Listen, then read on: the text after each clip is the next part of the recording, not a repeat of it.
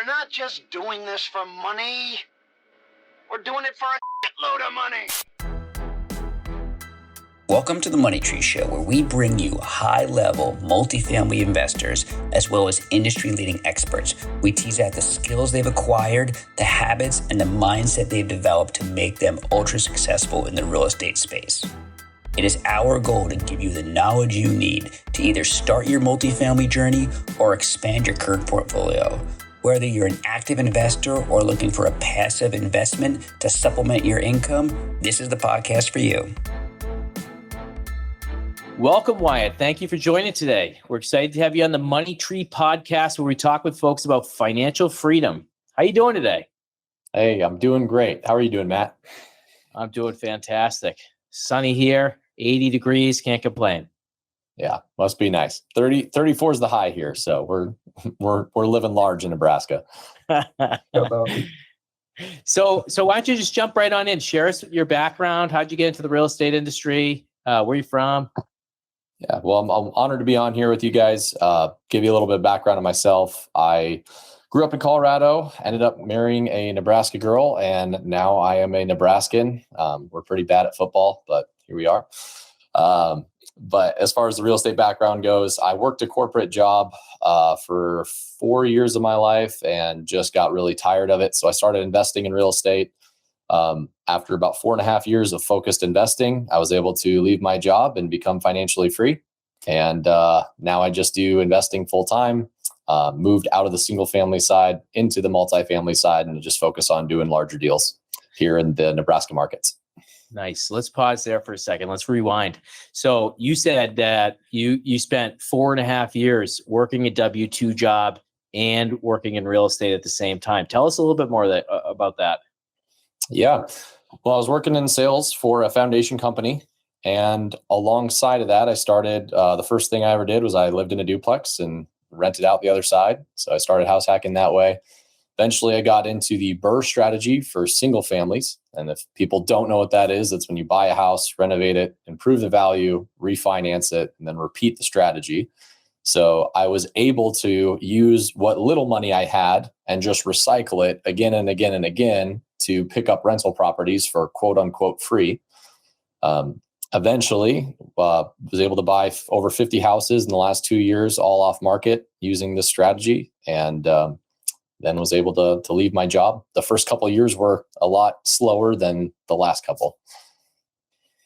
Nice, yeah, nice. It seems to snowball after a bit. The ball gets rolling, and then all of a sudden it starts to snowball and becomes very, very busy. 50 houses, that's tremendous. Yeah. It was, looking back at it, I wouldn't do that strategy again. It was a great training wheels learning curve.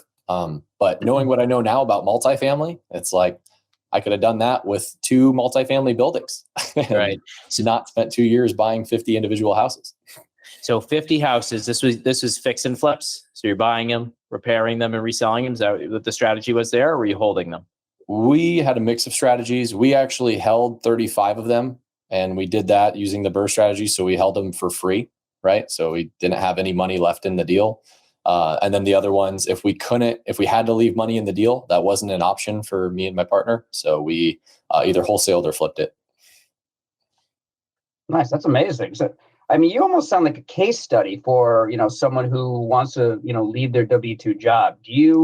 Is there an inflection point that you decided to really get into real estate? Is there any advice that you can give a current W-2 employee that's really looking to either invest passively or, go actively into real estate? I think that's a great question. And I get asked that quite a bit. I would say it depends. So I was a terrible W-2 employee. I knew that working for someone else was not something I wanted to do for the rest of my life. So I was willing to give up a lot of pain and suffering of literally working after work, until 10 or midnight, even in some cases, just to get out of that job and do something else. But I don't think that everyone needs to do that path. If that speaks to you, then do it by all means. But there's other people that have great W-2 jobs and maybe they have families. I didn't have any kids at the time. And for those people, if you are making great money, you don't have to grind it out in real estate. You can invest it passively with people that have experience, and that can create your passive snowball. So you can get out of your W-2 job without having to do all the sacrifice and whatnot. So there's really two paths you can go. Totally depends on your character type. Why, a couple questions. You started out by buying a duplex. That was the first house you bought. Did that cover all of your living costs? Were you still putting in any? And I guess where I'm going with this is, at what point did you guys become financially free? Because it sounds like you got there earlier than most people do in your journey. And from then you became financially free. How many more years did you work before you were like, you know what, forget this. I'm going for broke, going all in on real estate? Yeah. Well, when I bought the duplex, funny story is my side was actually bringing in more side than the side next to it, because I was renting out my side for the bedroom, as well as I had a long-term tenant next door. So I was really coming out ahead on that one for a while. But I was I was not even close to financial freedom at that point. I barely had any money. So fast forward, I left my job at December of 2021. And at that point, I had just about 70 units between multifamily and single family rentals. I was not financially free quite yet at the time, but I had quite a bit of passive income. Yep. I then did a larger multifamily deal in February of 2023, and that crossed me over the mark to where I could confidently say I was financially free. And I would call it tier one, right? Like, I had enough for my wife and I. We took 14 trips this last year. We were able to do what we wanted. We didn't have kids. We had enough to cover our expenses and have a little fun doing it. Yeah. And that was the point. I then went all in on it. And then since then, we just crossed the 200 unit mark. And really, I'm just passionate about helping other people do this so that they can achieve the same freedom. Right? It's a fun feeling. 200 units. That's amazing.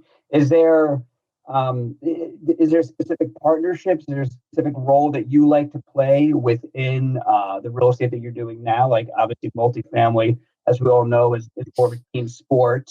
So I assume you got some partners, some financial partners. What's your current role looking like, in the current environment? Yeah, great question. It's definitely a team sport, and I'm learning that more and more. I think I had an IMA mentality for a long time. Yep, Thankfully, I found my partner, Sean French, who's a great compliment to me. And he's just extremely analytical, extremely crosses his I's, dots his T's. Like, things don't get past or slip through the cracks on him. And I'm usually the one more trudging things forward, making sure we're always acquiring and moving and growing. So it's a good mix between the two. Specifically to multifamily, he is the asset manager in the portfolio. So he's making sure the stuff that we do acquire gets ran well and carried out to the business plan. And then I'm more focused on acquisitions, broker relationships, direct to seller, again, growing the business and keeping things going. Oh, go ahead, Anthony. I was going to say, would you mind elaborating on, do you have a specific strategy when it comes to the acquisition side? Are you more direct to seller? Do you brokers, a little bit of combination of both? You could just elaborate on the acquisition side, how you prefer to do it. Yeah, as far as acquisitions goes, we take them how we get them, put it that way. Yep. We have a strategic partnership with another person that does a lot of our broker relationships with us. That person can open a lot of doors in Omaha. So put it that way. So that has helped greatly. I also host a meetup. So we've actually bought in 3 deals now because of someone who came to the meetup and wanted to sell some deals. So that was very beneficial. And then we bought 2 on market with other brokers I haven't met, and 1 direct to seller so far. It's just kind of a spread. Getting your name out there, running a meetup group, going to meetup groups, those are great ways to kind of drum up and say, hey, listen, folks, I'm here and I'm buying properties. Like, bring me your deals. What other ways are you getting people to bring you opportunities?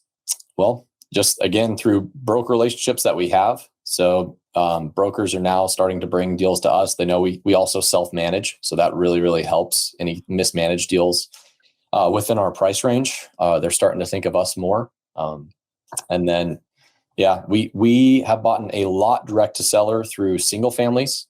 However, the direct to seller through multifamily, it hasn't caught as much traction as we'd like. So we've only ever done 1 direct to seller through multifamily at the very moment. In your opinion, is that due to is it a different type of owner that owns a portfolio of single families than multifamily, or does that play a little bit of a role here? Yeah, it's a whole different ball game. I'm not meeting with somebody who has a rental that someone moved out. Now it's 100% vacancy, and it's one single family house. It's whole different clientele, and it's a learning curve, but we're still learning every day. Let's go back to, you talked a little bit about partnerships, partnering with Sean French. I also know Sean's a super dude, and maybe we'll have him on the podcast here in the coming weeks. That'd be awesome. In a partnership, clarity of roles is like key to success, right? And some call it like staying in your swim lane. It's an idea that everyone has a specific role, and you gotta stay within your role. That way, you don't step on other people's toes. What are some of the ways that you and Sean kind of manage your day to day and your week to week, so that you guys know what's the priority, what you're working on, what he's working on, and that you guys don't get your swim lanes crossed? Yeah. So what we do is we run everything off Traction. If you're familiar with the EOS process, so we will have our weekly L10 meeting, and then we just have we have our quarterly rocks. So those are our swim lanes. Our rocks are our rocks, right? You're responsible for yours. I'm responsible for mine. And then we also have our weekly to-dos, which are very defined, his or his, mine or mine. We make sure that we're getting it done. We usually talk at least every other day anyways, just to keep things going. But those are, clearly defined. We all run it through Asana, and it's clearly defined in the EOS process. All right, back up there for a few seconds. For the audience, what's Traction, and then what is Asana, and how does that work? Oh, it's right here, baby. There you go. I love it. Traction by Gino Whitman. It is a way to run a company. I was introduced to it when I was working in corporate. I worked for a foundation company that was doing over 100 million a year in sales and gross volume. And so they ran everything off of Traction. So I got to see at a high level how this stuff worked and why it worked. And I really liked it because it really gives a way to give back. So employees can own issues, and they can, their opinion, everyone's kind of at a round table. So when it's just Sean and I get it. But when I'm leading our employee meeting, it's really nice to have everyone's opinions on everything that we do. So that is how Traction works. And then what was your second question? Sorry. Asana. What is Asana? Asana. Yeah. Asana is a free tool I would definitely recommend. And it's a management software to get your tasks done. So it really helps the person that has trouble with things falling through the cracks, or maybe things not systemized. You can add workflows, you can do a lot of different things, but it just really helps you organize to make sure you're doing the stuff to make sure the business moves forward. Nice. And then do you have your partner and then your team as well on Asana? Or how do you guys, how's kind of the hierarchy of your task setting? I'm sorry, what was the question? So as far as Asana goes, I know you said you have employees as well. Do you separate it throughout what you guys have to do specifically in your business, kind of high level, and then you have like what each person has to get done who's below you guys? Yeah, we do have it separated. So we have our Sean and Wyatt's L10 meeting that's separated with their tasks and our rocks. And then there's the Wyatt's full circle property management meeting. And then that is completely a separate tab with our employees that we run within that. Yeah, right on. That sounds great. And then if you don't mind, we'd love to hear about, you guys are clearly growing fast. We'd love to hear about maybe one of your favorite deals, or a specific property that you guys purchased, from acquisition, takeover to how it turned out once it was repositioned. We find sharing a deal you've done. Yeah, I could. I'll share a good one. It was a multifamily property we bought in 2019. This was actually me and a different partner at the time. It was a 23 unit apartment building. It was a direct to seller lead. And long story short, we bought it for $900,000. We improved the property. We just refinanced it about 6 months ago. The property improved to $1.3 million, and we were able to pull out 6 figures on our refi over what we put into it. So it was a good day. That's incredible. So you bought 23 unit building for $900K. Did you renovate it?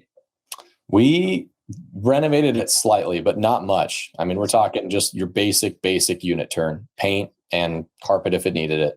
Very little CapEx, going in and just buying and holding, letting time do what time does, and following the market cycle, refinancing it, getting paid a 6-figure cash return coming right back to you that's not taxable.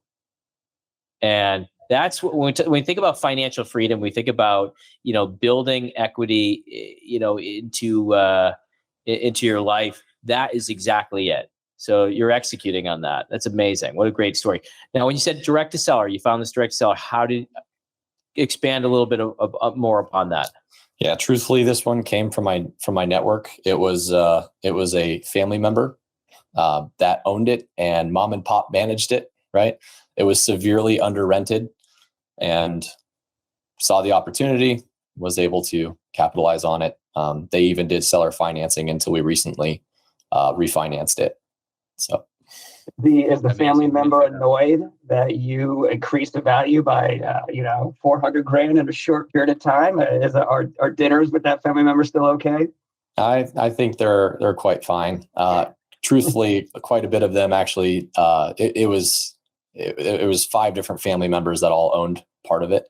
Wow. And when we refinanced them, a lot of them obviously got a huge chunk of cash, and they put it right into another deal that we had. So they're very happy. They went from a 5% interest to now a 15% IRR. So they're pretty happy. Creating wealth for the family. That's huge. Yeah, it was a blessing. All right. Success leads clues. If you look at the most successful people that are out there, you can see daily habits and routines that they're constantly doing that are contributing towards their success. Could you expand a little bit more upon some of your daily habits and routines? What do you do in the morning? What do you do at night? What are you doing that's allowing you to be as successful as you've been over the last couple of years? Man, this one I have tested a little bit. For 2 years when I was, when I didn't have anything, when I was just starting out, I read Miracle Morning.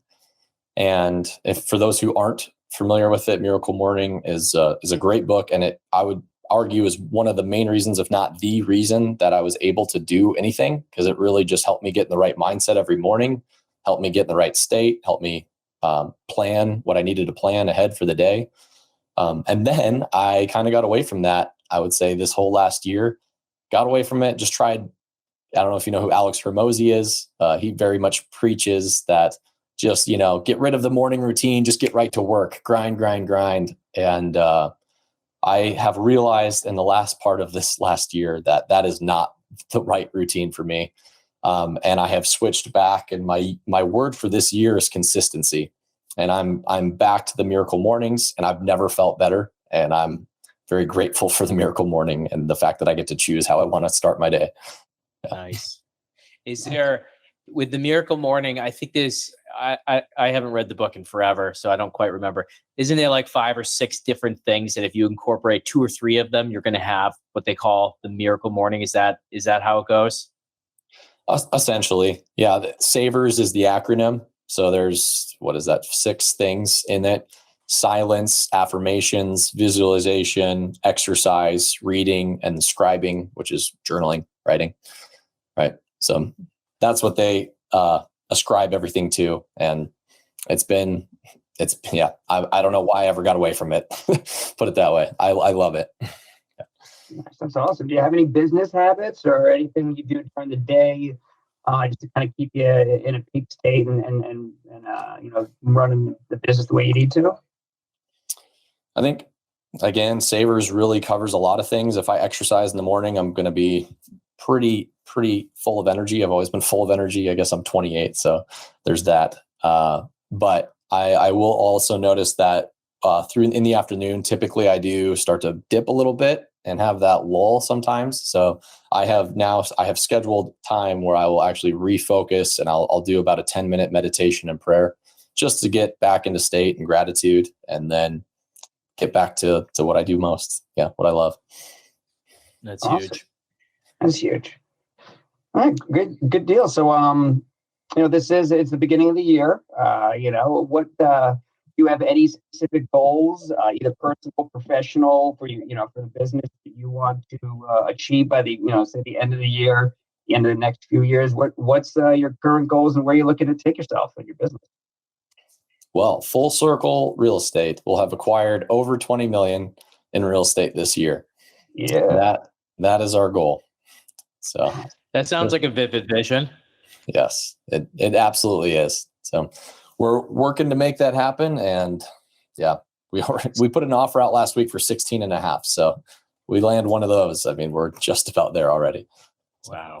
That's you awesome. You can take the rest of the year off if you get one of those, Yeah, there we go. I'll see you in Florida. So this is the section of our show where we get to the last three. We ask 3 questions of each audience member. So I'll start off with the first one.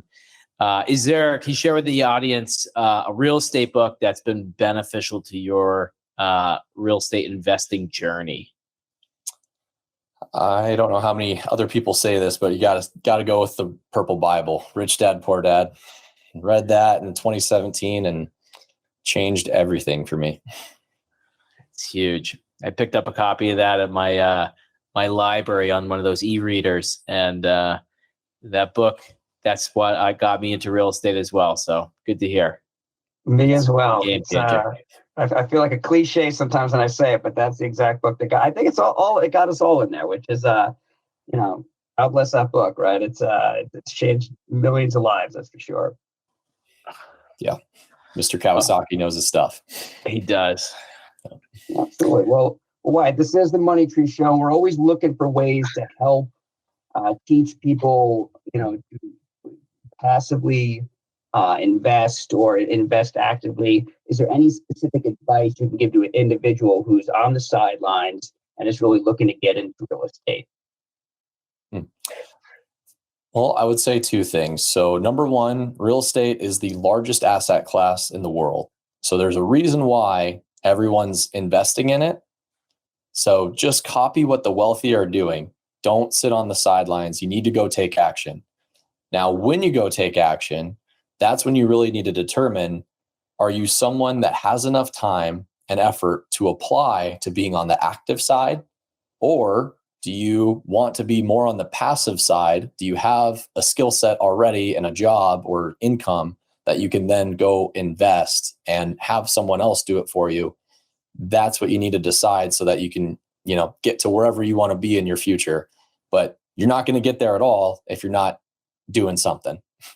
Right? So start and then go from there. That might be one of the best answers that we've gotten so far. I always like when it's that deep. There's a lot there. All right. Well, thank you, Wyatt, for being on the show. We're incredibly grateful for your time. How can our audience members connect with you in the future? Is there an email, an Instagram, something they should be following? What's the best way to get in contact with you? I am most active on Facebook, so feel free to add me on Facebook, Wyatt Simon. I also am on Instagram, a little less active, but active at Wyatt Buys Buildings. And if you are interested in checking out what we do here in the Omaha and Lincoln markets in Nebraska, you can head to www.fc, as in Full Circle, equitypartners.com. Awesome. Thank you, Wyatt. Awesome. Thanks for your time. We appreciate it. Thank you for listening to The Money Tree Show. We hope to inspire you to achieve financial freedom. To see a sample real estate deal, head over to www.themoneytreeshow.com.